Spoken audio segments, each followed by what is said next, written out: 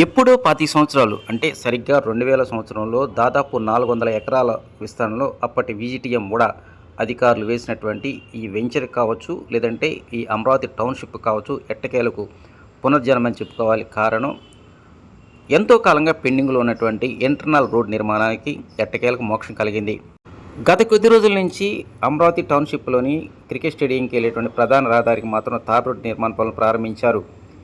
వాస్తవానికి ఇప్పటి వరకు ఈ క్రికెట్ స్టేడియానికి ఇతర ప్రాంతాల నుంచి వచ్చేటువంటి క్రీడాకారులు కావచ్చు, సాధారణ ప్రజానికం కావచ్చు, సరైనటువంటి రోడ్డు మార్గం లేకుండా అనేక ఇబ్బందులు ఎదుర్కొంటున్నారు. అయితే అమరావతి చుట్టూ అభివృద్ధి పనులు వేగంగా జరుగుతున్నాయి.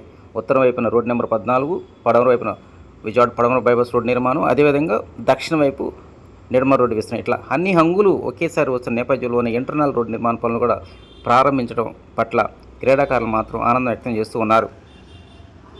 త్వరలోనే ఈ ఆంధ్ర క్రికెట్ స్టేడియానికి మంచి భవిష్యత్తు ఉందని అటు క్రీడాకారులు, అదేవిధంగా సాధారణ ప్రజానికం కూడా భావిస్తూ ఉన్నారు.